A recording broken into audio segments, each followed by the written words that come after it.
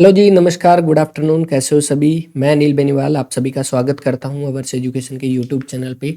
HSSC ने 19 नवंबर 2023 को दो एग्जाम लिए थे। एक तो मॉर्निंग शिफ्ट में जो था वो था टीजीटी पंजाबी का। इस पेपर का हम सॉल्यूशन कर चुके हैं। जिन्होंने नहीं देखा वो जाकर देख सकते हो।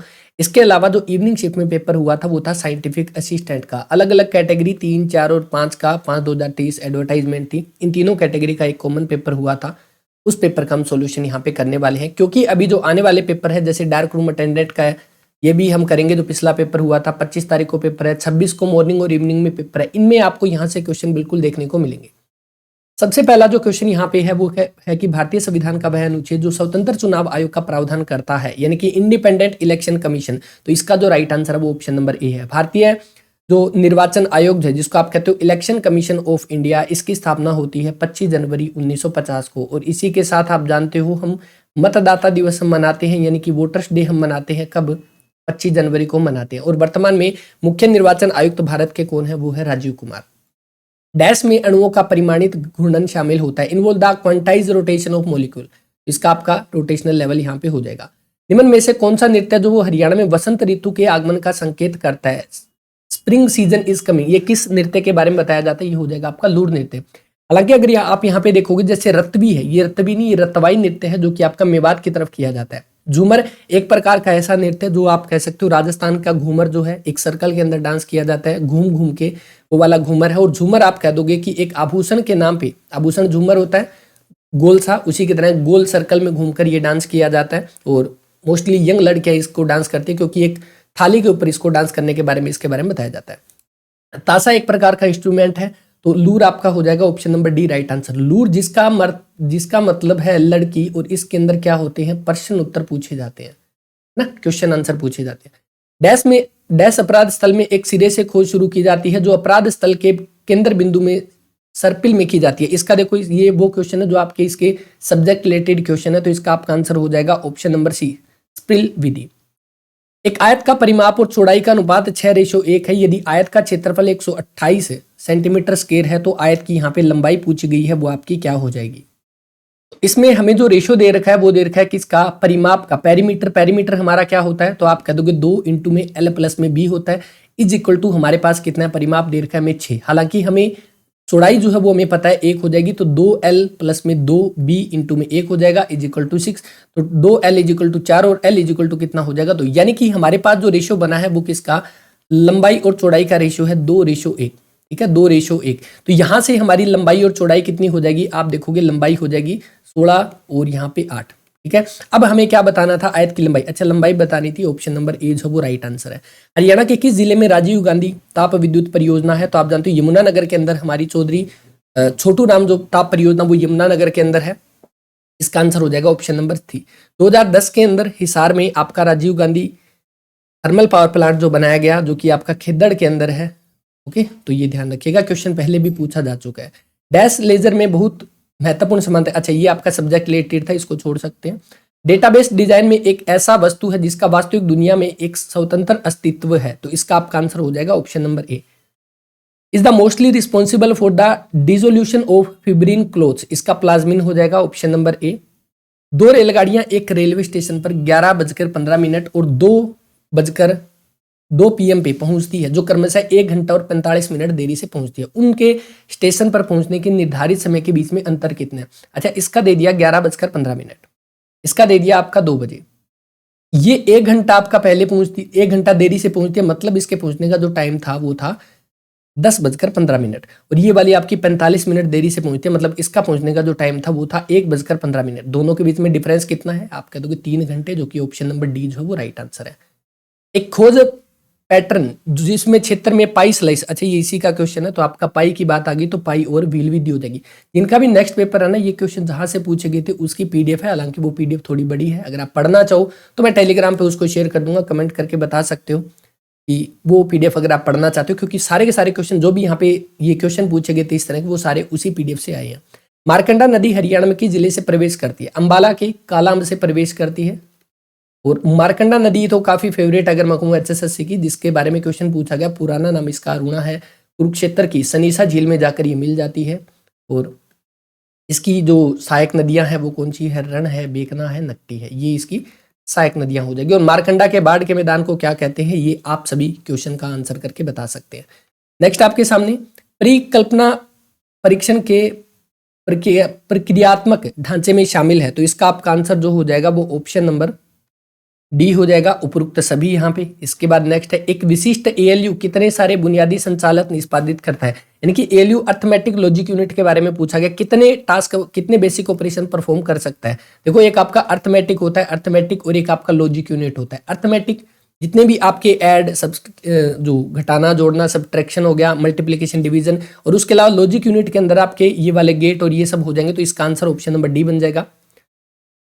Dash express the degree of light absorption, ये वाला आपका क्या कहलाता है, किसी पदार्थ के द्वारा उसकी मोटाई के कार्य के रूप में प्रकाश अवशोषण की डिग्री को व्यक्त करता है, ये वाला आपका बियर्स लैम्बर्ट लॉ हो जाएगा। ठीक है, बियर्ट लैम्बर्ट लॉ, ये वाला आपका ऑप्शन नंबर बी जो वो राइट आंसर है।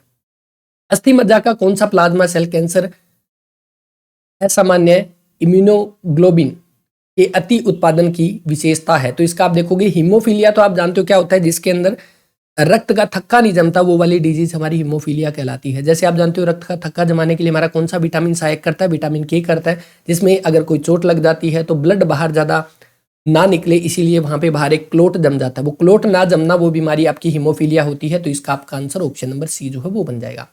डैश में दृश्य के छोटे छोटे क्षेत्रों में विभाजित किया जाता है, प्रत्येक क्षेत्र की बारी बारी से जांच की जाती है। अच्छा, ये वाला सब्जेक्ट रिलेटेड क्वेश्चन है, इसका आपका option number C zone method हो जाएगा। भारत की मानक मध्याह्न रेखा किस शहर से होकर गुजरती है, standard meridian of India passes through, ये भारत के कितने 5 राज्यों से निकलती है, जिसको आप ये कह दोगे 82.5 डिग्री देशांतर, कहाँ कहाँ से आप कह दोगे, यूपी से, एमपी से, उसके बाद छत्तीसगढ़ से होती है, उसके बाद आपका उड़ीसा, और उसके बाद आपका आंध्र प्रदेश, इन 5 राज्यों से ये गुजरती है। इनमें आपका उत्तर प्रदेश का मिर्जापुर है, वहां से ये गुजरती है, ऑप्शन नंबर ए जो है वो राइट आंसर है। इसी लेजर में वह प्रक्रिया जो अत्यधिक सुसंगत और केंद्रीय प्रकाश की किरण उत्पादित करती है, तो इसका आपका जो आंसर हो जाएगा वो ऑप्शन नंबर बी जो वो राइट आंसर है, सिमुलेटेड इमिशन। इस गांव को हरियाणा का पहला ग्राम सचिवालय, काफी पुराना क्वेश्चन है ये वाला, ऑप्शन नंबर बी हैबतपुर हो जाएगा, जहां पे हरियाणा का पहला ग्राम सचिवालय जो है वो बनाया गया था। क्वेश्चन दोबारा से एक और रिपीट में क्वेश्चन, किस योजना के कारण हरियाणा परिवार नियोजन के उपाय के रूप में इंजेक्शन योग्य गर्भ निरोधक के उपयोगों को लागू करने वाला भारत का पहला राज्य हरियाणा बना था, सलामती योजना हो जाएगी, ऑप्शन नंबर सी जो वो राइट आंसर है। 29 मार्च 2016 को सलामती योजना शुरू की गई थी। एचएसएससी का दोबारा से पूछा गया क्वेश्चन है, ये पहले भी पूछा गया था, जो कि आपका गर्भ निरोधक के उपायों को लागू करने वाला भारत का पहला राज्य बना था हरियाणा। ऑपरेशन मुस्कान 2015 के अंदर 1 जून को शुरू हुई थी, ये भी क्वेश्चन कई बार पूछ लिया गया। अपराध के घटनास्थल, अच्छा इनमें जो क्वेश्चन आए थे ना, उनमें लगभग उपरोक्त सभी यहाँ पे आंसर था मैक्सिमम का। 2011 की जनगणना के अनुसार भारत की तुलना में हरियाणा का निम्न में से कौन सा जनसंख्या की प्रोफाइल सबसे कम है। अगर मैं कहूँ साक्षरता दर में हरियाणा का स्थान कौन सा है, आप कह दोगे 15वां हो जाएगा। लिंगानुपात में हरियाणा सबसे लास्ट में था, इसीलिए तो हरियाणा से 22 जनवरी 2015 को एक स्कीम शुरू हुई थी, जिसको आप कहते हो बेटी बचाओ बेटी पढ़ाओ अभियान। पानीपत के हुड्डा ग्राउंड से शुरुआत की गई थी बेटी बचाओ बेटी पढ़ाओ की, क्योंकि हरियाणा भारत में लिंगानुपात में सबसे लास्ट में था। हरियाणा का लिंगानुपात 879 हो जाएगा 2011 के सेंसस के अकॉर्डिंग। इसके अलावा अगर आपसे पूछे जैसे वनों के बारे में भी पूछे, तब भी आप कह दोगे हरियाणा सबसे लास्ट में है वनों की बात हो तो। एक प्रजाति को निम्न ऊर्जा से उच्च स्तर की ओर बढ़ाने की प्रक्रिया और लेजर क्रिया की एक पूर्ण आवश्यकता, rising species from lower energy level to the higher, इसका आपका हो जाएगा एक्साइटेशन, ऑप्शन नंबर सी जो वो राइट आंसर है। एशियन का मुख्यालय आपका क्या हो जाएगा, जिसकी फुल फॉर्म है association of south east Asian nation, जिसका हेडक्वार्टर आपका जकार्ता इंडोनेशिया के अंदर हो जाएगा, बी ऑप्शन। अगर मैं काठमांडू की बात करूं तो काठमांडू में आपका कौन सा हो जाएगा, सार्क का मुख्यालय काठमांडू में हो जाएगा। अपराध स्थल की फोटोग्राफी में किस सिद्धांत को अपनाना चाहिए, अच्छा इसका जैसे मैंने आपको बताया था, ये सारे के सारे क्वेश्चन जहां से आए थे, जिनका भी नेक्स्ट पेपर है वो Telegram channel ours education join कर लीजिएगा, ठीक है, वहां पर आपको इसकी पीडीएफ मिल जाएगी, इस पेपर की भी और उस बुक की भी पीडीएफ मिल जाएगी जहां से ये क्वेश्चन पूछे थे। Rejected the null hypothesis of its probability, इसका वेरी लो, आई थिंक शायद इसमें थोड़ा डाउट है इस क्वेश्चन के अंदर, सी इसका आंसर होना चाहिए। नेक्स्ट आपके सामने टेक्निक द इलेक्ट्रोड, अच्छा इसका जो आंसर आपका हो जाएगा वो ऑप्शन नंबर डी बनेगा। हरियाणा का पहला परमाणु ऊर्जा संयंत्र, अच्छा ये क्वेश्चन आपका अगर मैं कहूँ तो मॉर्निंग शिफ्ट में भी इसके बारे में पूछा गया था पंजाबी वाला, और इवनिंग में भी आ गया। फतेहाबाद के अंदर है जो आपका परमाणु, फतेहाबाद के गोरखपुर के अंदर, ठीक है, फतेहाबाद के गोरखपुर के अंदर 1400 मेगावाट का हरियाणा का पहला परमाणु ऊर्जा संयंत्र 2014 के अंदर, जिसका उद्घाटन किया गया था मनमोहन सिंह के द्वारा, और उस समय हुड्डा हमारे मुख्यमंत्री थे। A dash can be considered as a source of narrow beam of monochromatic coherent light in visible infrared. इसका आपका आंसर हो जाएगा ऑप्शन नंबर सी, जो है वो आपका राइट आंसर रहेगा। इसके बाद नेक्स्ट आपके सामने की पक्षी विज्ञान अगर पक्षियों से संबंधित है तो पूरा तत्व यानी आर्कियोलॉजिस्ट के बारे में पूछा गया तो वो आर्कियोलॉजी से हो जाएगा। निम्न में से कौन सा आपका अपराध के, अच्छा इसमें फिर उपरोक्त सभी है वो सेम। हरियाणा में किस नहर को सबसे पहले फिरोज शाह तुगलक ने बनवाया था? तो वो वेस्ट यमुना कैनल थी, पश्चिमी यमुना नहर जिसके बारे में हम बात करते हैं। हरियाणा की सबसे लंबी नहर और सबसे पुरानी नहर वेस्ट यमुना कैनल, 1355 के आसपास फिरोज शाह तुगलक ने इसको बनवाया था। जब एक डैश कथन को एक लूप में डाला जाता है, अच्छा इसका आपका जो आंसर हो जाएगा, सीधा सा आंसर है इसका ऑप्शन नंबर बी, ब्रेक है। Participation in blood coagulation, blood coagulation के अंदर हेल्प करने वाला आपका कौन सा हो जाएगा? जिसका आपका राइट आंसर है प्रोथ्रोम्बिन, ऑप्शन नंबर बी। यानी कि ये क्या काम करता है? ये एक प्रकार का प्रोटीन है जो लीवर के द्वारा आपका बनाया जाता है। वह मुख्य स्रोत जिनसे अपराध के साक्ष्य प्राप्त किए जा सकते हैं, उपरोक्त सभी। जितने भी ऐसे क्वेश्चन थे उनका मैक्सिमम आंसर जो था वो उपरोक्त सभी ही यहाँ पे जो है वो माना गया था। नेक्स्ट क्वेश्चन है, इसको पहले खुद सोल्व करके देख लीजिएगा। इसके अंदर देखिए, पिता की आयु पुत्र की आयु आकाश से 3 गुना अधिक है। यानी कि अगर फादर की आयु आपकी अगर 3 यानी पुत्र की अगर 1 है तो पिता की कितनी हो जाएगी? 3। 6 वर्ष के बाद उसकी आयु आकाश की आयु का कितना? 2.5 गुना हो जाता है। यानी कि कहाँ दिया गया? 2.5, यानी कि 2.5 गुना हो जाती है। 2 से 1/2 आप कर दोगे 5/2। मतलब अगर इसने बोला कितने साल के बाद? 3 साल के बाद, सॉरी 6 साल के बाद। तो यहाँ पे अगर मैं मान लेता हूँ x, अगर मैं कहूँ 3x प्लस में 6 और is equal to x plus में 6 तो कितना हो जाएगा? इसका 5/2 हो जाएगा, ये दिया गया है। इस अकॉर्डिंग अगर आप निकालोगे यहाँ पे तो कितना हो जाएगा? 6x प्लस में 12 is equal to 5x plus में 30। यहाँ से आपकी x इज इक्वल टू कितना हो गया? 18। यानी कि अगर पुत्र की आयु अगर 18 है तो पिता की आयु, फादर की आयु कितनी हो जाएगी? 18, 3 गुना तो 54। ठीक है। इसके बाद 6 साल के बाद इसने बोला, अगर मैं कहूँ ये 24 हो जाएगा और ये वाला कितना हो जाएगा? 60। तो इसका मतलब 24 दूना 48 और 48 का आधा कर दिया 60। इस अकॉर्डिंग इसने बोला है कि अगले 6 साल के बाद, तो अगले 6 साल के बाद ये 30 है, ये 66 है। तो अप्रोक्सीमेट इसका आंसर है 30 दूनी 2 पे तो ये गया, उसके बाद 2 से ही 1/5 ईयर अप्रोक्सीमेट यहाँ पे आना चाहिए, जो कि इसके अंदर आई थिंक शायद नहीं है। तो आप कमेंट करके इसका आंसर बता सकते हो। इस क्वेश्चन के अंदर थोड़ा सा यहाँ पे जो है वो डाउट रहने वाला है। 2 समान रूप से घुमावदार गोला दर्पण उनकी फोकल लंबाई से दुगनी दूरी, अच्छा ये इन्हीं का क्वेश्चन है। इसका आपका आंसर जो है वो हो जाएगा option number B, concentric, option number B, concentric resonator. क्षेत्रफल की दृष्टि से हरियाणा भारत का कौन सा राज्य है? इसके बारे में आप जानते हो। अगर एरिया की बात करते हैं तो अगर सिर्फ और सिर्फ राज्य की बात करेगा तो हम 20वें नंबर पे है, और राज्य प्लस में यूटी कहे तो हम 21वें, क्योंकि यूटी के अंदर आप जानते हो लद्दाख जो है वो हरियाणा से बड़ा है ना। बट इसका मोस्ट प्रोबेबिलिटी आंसर जो है वो इसका 21वां ही माना जाएगा, क्योंकि इसके अंदर यहाँ पे दे नहीं रखा कि राज्यों की दृष्टि से है या राज्य प्लस यूटी में है। तो इसका आंसर देखते हैं इसमें क्या माना जाता है, बट इसका भी प्रूफ लग जाएगा ऑफिशियल वेबसाइट पे 21 यहाँ पे दिया गया। Is an analytical technique dealing with the separation, इसका आपका chromatography, option number B. Next आपका is a type of knowledge representation that resemble human thinking, तो इसका आपका answer option number A. Next, एक सांख्यिकी परीक्षण जिसका मूल्य, इसका आपका टी परीक्षण। सत्य और असत्य के प्रकार के 10 में से 8 के सही उत्तर सोचने की प्रायिकता यहाँ पे क्या हो जाएगी? 10 में से 8 के सोचने की प्रायिकता, यानी कि या तो सच होगा या यानी ट्रू होगा या फॉल्स होगा, उन दोनों की प्रोबेबिलिटी हाफ हाफ है। मिनिमम 8 यहाँ पे सच होनी चाहिए, यानी 8 भी हो सकता है, 9 भी हो सकता है, 10 के 10 यहाँ पे सही हो सकते हैं। इस अकॉर्डिंग जो इसका आंसर आएगा वो ऑप्शन नंबर सी जो वो बन जाएगा 7/128। Is called the circle method, circle method आपका कौन सा कहलाता है? स्पाइरल मेथड कहलाता है। दोबारा से सेम वही है, इसका आपका उपरोक्त सभी आ जाएगा। सिहान करुणा तिलक ने अपनी किस पुस्तक के लिए 2022 में बुकर पुरस्कार जीता है? तो 2022 का जो बुकर प्राइज जो था वो जीता है किसके लिए? The 7 moon of Mali Almeida, तो ऑप्शन नंबर फर्स्ट जो है वो आपका राइट आंसर है।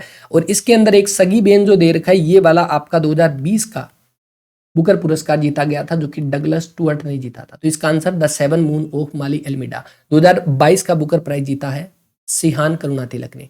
एक साक्ष्य को निम्न में से कौन सा तरीके से सील किया जा सकता है? सभी क्या मैंने बताया, जितने भी क्वेश्चन थे इनमें ये आता है। 2019 में हरियाणा के किस जिले में, जूम कर लेते हैं इसको, किस जिले में आपका मॉडरेटली डेंस फॉरेस्ट है, MDF आपके पाए जाते हैं, तो पंचकुला के अंदर ही हो जाएंगे। यहां पे आप ध्यान रखिएगा, अगर आपसे ये पूछ ले, ये तो आपका MDF के बारे में पूछा गया, बट अगर आपसे पूछे वेरी डेंस फॉरेस्ट के बारे में जब बात है, तब आप जानते हो हरियाणा के अंदर टोटल 28 वर्ग किलोमीटर आपका वेरी डेंस फॉरेस्ट है, जिनमें 22 जो है वो आपका कहाँ पे है, यमुनानगर के अंदर, और मात्र 6 आपका कहाँ पे है, पंचकुला के अंदर। तो वेरी डेंस फॉरेस्ट मैक्सिमम आपके यमुनानगर के अंदर है, बट अगर आपका मॉडरेटली पूछे तो आप पंचकुला आंसर करते हो। बाकी मैक्सिमम 1 हमारा जो है वो पंचकुला के अंदर ही रहेगा। चंडीगढ़ का रॉक गार्डन जो है उसकी स्थापना किसके द्वारा की गई थी, सभी जानते हैं, आंसर ऑप्शन नंबर ए बन जाएगा, नेकचंद सैनी। और ये वही नेकचंद सैनी है जिनको 1984 के अंदर इनको पद्मश्री भी दिया गया, पद्मश्री। और ये कब बना था रॉक गार्डन, 1957 के अंदर। हमने इसको पढ़ा था 1957 के अंदर हमारा कौन सा बना था, रॉक गार्डन बना था। 1967 के अंदर हमारा कौन सा बना था, रोज गार्डन। और 1987 के अंदर हमारा कौन सा बना था, कैक्टस। पंचकुला के अंदर जो है वो कैक्टस गार्डन। ऊपर वाले दोनों के दोनों अपने चंडीगढ़ के अंदर है। महाविद्यालय जिस प्रकार शिक्षकों से संबंधित है, उसी प्रकार अस्पताल रोगी, चिकित्सक, दवा या बिस्तर, डॉक्टर हो जाएगा। हरियाणा के किस शहर को इस्पात नगर, steel city, magnet city, Hisar को बोलते हैं, बी ऑप्शन जो है वो राइट आंसर है। कैथल को भी छोटा काशी बोलते हैं और भिवानी को भी बोलते हैं। अगर दोनों ऑप्शन में आए तो प्रायोरिटी देते हैं भिवानी को। गुरुग्राम को मिलेनियम सिटी, सोलर सिटी के नाम से जानते हैं। क्रोमेटोग्राफी एक सरल ठोस मैट्रिक्स जिसके माध्यम से गतिशील चरण में निहित नमूना रिश्ता है, तो इसका आपका आंसर ऑप्शन नंबर कौन सा, बी, स्टेशनरी फेस। निकट दृष्टि दोष की समस्या को और हम क्या कहते हैं, तो निकट दृष्टि दोष को हम क्या कहते हैं, इसको मायोपिया कहते हैं। अच्छा, यहाँ पे एक चीज ध्यान रखिएगा, वैसे तो सभी बच्चे इंटेलिजेंट है, सभी को पता है, मायोपिया हमारा क्या होता है, निकट दृष्टि दोष। निकट दृष्टि दोष के अंदर क्या होता है, हमें निकट की चीजें तो साफ दिखाई देती है, दूर की दिखाई नहीं देती। इसी तरह से दूर दृष्टि दोष जो हमारा होता है उसको हाइपरमेट्रोपिया कहते हैं। इसके अंदर दूर दृष्टि दोष नाम जरूर है, बट इसमें दूर की चीजें साफ दिखाई देती है, नजदीक की साफ नहीं दिखाई देती। तो ये ध्यान रखिएगा, निकट दृष्टि दोष को मायोपिया हम कहते हैं। लेजर में खुद को बीम के प्रोफाइल में कट करते हैं, इसका आपका आंसर जो हो जाएगा वो ऑप्शन नंबर, इसमें थोड़ा डाउट है इस क्वेश्चन। हरियाणा का एकमात्र हिल स्टेशन मोरनी, पंचकुला के अंदर, ऑप्शन नंबर सी जो वो राइट आंसर है। अपराध स्थल दोबारा से आ गया, इसका आपका हो जाएगा स्थल की अखंडता और सबूत दोनों के दोनों। 3 संख्याओं के वर्गों का योगफल आपका 145 है, जबकि उनमें एक बार में 2 के गुणनफलों का योग 240 है, उनका योग क्या है। अच्छा, यहाँ पे आपका जो फॉर्मूला लगता है, जैसे हम बात करते हैं x प्लस में y प्लस में z, ठीक है। अगर मैं इसका स्क्वायर निकालता हूं तो मेरे पास आता है x स्क्वायर प्लस में y स्क्वायर प्लस में z स्क्वायर प्लस में 2 इंटू में एक्स वाई प्लस में वाई जेड प्लस में जेड एक्स, ठीक है। ये फॉर्मूला बनता है। इसने ये बोल दिया कि हमारे पास 3 संख्याओं के वर्गों का योग 145 है, मतलब इसका योग मेरे पास कितना है, 145 है, ओके। अच्छा, इसने आगे दिया जबकि एक बार में 2 के गुणनफलों का योग, एक बार में 2 के गुणनफल, 2 बार इनको गुणा किया गया, उनका योग कितना है, 240 है, ये हो गया। अब मैं इन दोनों को यहाँ पे जोड़ देता हूं तो मेरे पास यहाँ पर जो वैल्यू आने वाली है वो कितना, अच्छा 240 अंदर वाले की है, इंटू 2 कर देंगे तो 24 दूना 48, 480 ये हो गया, 145 ये हो गया। मेरे पास जो इसका आंसर आया वो कितना, 625। यहाँ पर मेरे पास जो दे रखा है वो है x प्लस में y प्लस में z का स्क्वायर इज इक्वल टू 625, यानी कि इन तीनों का जोड़ निकालूंगा तो यहाँ से ये रूट हो जाएगा, रूट हमारा कितना है, 25। ऑप्शन नंबर ए जो वो राइट आंसर है। अपराध स्थल की सुरक्षा के लिए अन्वेषणों को निम्न में से कौन सा कदम उठाना चाहिए, कोई दिक्कत ही नहीं है, उपरोक्त सभी हो जाएगा। मुकद्दम ए शेरो शायरी प्रसिद्ध हरियाणवी काव्य रचना किसकी है, अल्ताफ हुसैन हाली की। और आप जानते हो हाली पुरस्कार में कितने 3 लाख रुपए दिए जाते हैं। उर्दू साहित्य का सबसे बड़ा पुरस्कार हाली पुरस्कार आपका दिया जाता है। पानीपत से इनका संबंध हो जाएगा। Is the probability of testing negative given the absence of disease, तो नेगेटिव के बारे में दिया गया तो इसका आपका स्पेसिफिसिटी हो जाएगा विशिष्टता, ऑप्शन नंबर बी।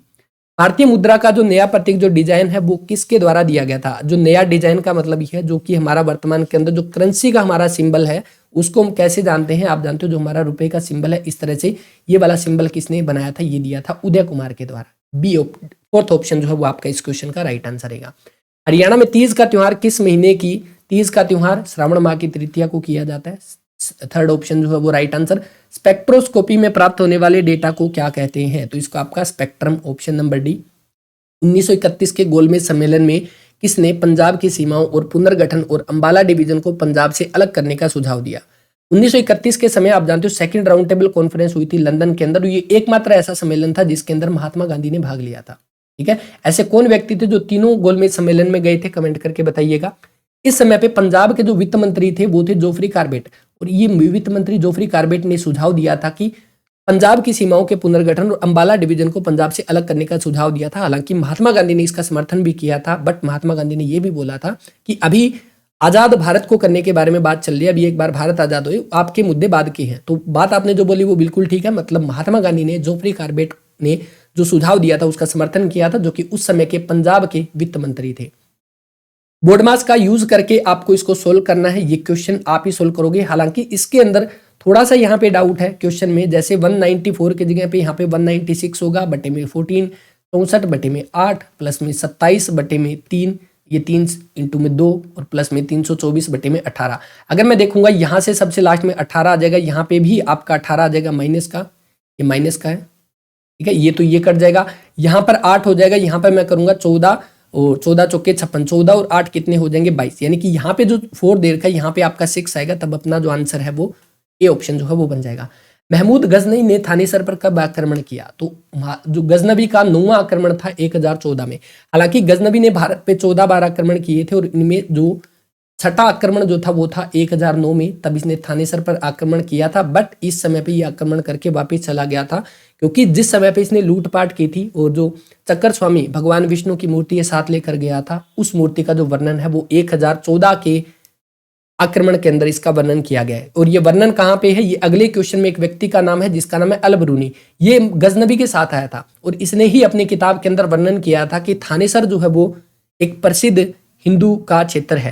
हिंदुओं का क्षेत्र प्रमुख कौन है? अपना थानेसर। ये अल-बरूनी ने इस आक्रमण का उल्लेख किसमें किया था? इसी अपनी पुस्तक किताब उल हिंद में इसका जिक्र किया था। ऑप्शन नंबर ए जो वो राइट आंसर है। फोरेंसिक साइंस और क्राइम सीन इन्वेस्टिगेशन, अच्छा इसका आपका दिएगा फिजिकल आ जाएगा इसका। तो क्राइम सीन इन्वेस्टिगेशन में रिकवरी में कहां से शुरू होती है? फिजिकल एविडेंस से शुरू होती है। हर्षवर्धन की जीवनी हर्षचरित्र का वर्णन किसके द्वारा किया गया? बाण भट्ट ने रचना की थी हर्षचरित्र की, जिसके अंदर हर्षवर्धन की जीवनी का वर्णन इसके अंदर किया गया था। नेक्स्ट आपके सामने जो दे रखा है, आमतौर पर amino acid sugar derivative peptide को अलग करने के लिए गैस तरल क्रोमेटोग्राफी। हरियाणा में चावल का सबसे बड़ा उत्पादक करनाल हो जाएगा, ऑप्शन नंबर बी, जिसको हम क्या कहते हैं? धान का कटोरा, राइस बोल ऑफ इंडिया के तौर पे जाना जाता है। हालांकि जींद में भी आपका उत्पादन होता है, बट सबसे ज्यादा करनाल में, कैथल में, कुरुक्षेत्र में, इन तीनों में मैक्सिमम आपका चावल का उत्पादन होता है। मोटा अनाज महेंद्रगढ़ के अंदर, क्योंकि जहां पे रेतीला एरिया है वहां पे मोटा अनाज होता है। ये क्वेश्चन आपका काफी बार रिपीट में आ चुका है। मैंने आपको पंजाबी वाला जो पेपर सोल्व किया था उसमें भी बताया था। जितने भी क्वेश्चन है आप वो 8 साढ़े 8 घंटे की वीडियो देखिएगा, उसमें सारे क्वेश्चन आपको मिल जाएंगे ये वाले। राणा निमंत्रण, गुरु गोविंद सिंह, युद्ध चरित्र, तीनों रचनाएं किसकी है? खुशीराम शर्मा की। और ये हरियाणा के सेकंड राज्य कवि के तौर पे इनको जाना जाता है, खुशीराम शर्मा को। उदय भानुहंस कौन थे? 1967 के अंदर इनको पहला राज्य कवि का दर्जा दिया गया था। लुप्त संख्या आपको बतानी है, जैसे 3 दूनी 6 है, 6 तिया 18 है, 18 छिके 108, ऑप्शन नंबर सी। हरियाणा में मोर प्रजनन केंद्र कहाँ पे है? मोर व चिंकारा प्रजनन केंद्र झाबुआ के रेवाड़ी के अंदर हो जाएगा। हालांकि पिंजौर में हम बात करते हैं वो गिद्ध वाला है, पिंजौर में गिद्ध है, बट मोर की बात हुई है तो मोर अपना झाबुआ रेवाड़ी में है, ठीक है। कुरुक्षेत्र के अंदर अपना कौन सा हो जाएगा? कुरुक्षेत्र के अंदर अपना मगरमच्छ प्रजनन केंद्र है। 1956 में भारतीय राज्यों का पुनर्गठन किया गया था, किसके आधार पे? फजल अली आयोग जो बनाया गया था उसके तहत 1 नवंबर 1956 को भारत के अंदर आपके जो राज्यों का पुनर्गठन किया गया था वो भाषा के आधार पर था। ऑप्शन नंबर बी जो है वो राइट आंसर हो जाएगा। डैश के साक्ष्य में खोज 2 आयामी रूप से की जाती है, तो किसके अंदर की जाती है? इसका जो आंसर आपका option number B, cross hatch method, option number B बन जाएगा cross hatch. Quit India movement, भारत छोड़ो आंदोलन कब आया था? ये क्वेश्चन अगर मैं अब आपको बताऊं तो शायद फीमेल एसआई के पेपर में क्वेश्चन आया था। 8 अगस्त 1942 को आंदोलन हुआ था और ये वो आंदोलन था जिसके तहत आपका एक ऑपरेशन चलाया गया था। उस ऑपरेशन को नाम दिया गया था ऑपरेशन जीरो आवर। और इस समय पे जितने भी मेन आपके नेता थे उन सभी को गिरफ्तार किया जाता है। इसीलिए ये बोला जाता है कि भारत छोड़ो आंदोलन एकमात्र ऐसा आंदोलन था जिसका कोई भी नेता नहीं था, ये एक स्वप्रेरित आंदोलन था, लोगों के द्वारा इस आंदोलन को चलाया गया था। अधिकांश ऑप्टिकल स्पेक्ट्रोस्कोपिक उपकरण अवयव के बने होते हैं, ये कितने? 5 हो जाएगा, डी ऑप्शन जो है वो राइट आंसर है। हरियाणा के किस जिले में पर्यावरण मुद्दों से संबंधित मामलों को सुलझाने के लिए एक विशेष अदालत है? अगर मैं यहाँ पे कहूँ वर्तमान के अंदर हरियाणा के अंदर 2 इन्वायरमेंटल कोर्ट जो आपके है वो कितने हैं? पर्यावरण न्यायालय कितने हैं? 2 है। कहाँ पे है? एक कुरुक्षेत्र के अंदर है और एक आपका फरीदाबाद के अंदर है, ठीक है। अगर यहाँ पर आपके दोनों ऑप्शन दे रखे हैं तो यहाँ पर जो आंसर आएगा वो इसको दिया जाएगा, क्योंकि कुरुक्षेत्र वाला जो था वो पहले हिसार के अंदर था, पहले हिसार में था और हिसार वाले को यहाँ पे शिफ्ट कर दिया गया कुरुक्षेत्र में। बट अगर आप कोई भी आंसर लगा के आए हो, कोई दिक्कत ही नहीं है। ऑफिशियल वेबसाइट पे आपका आंसर फरीदाबाद भी है और कुरुक्षेत्र दोनों दे रखे हैं।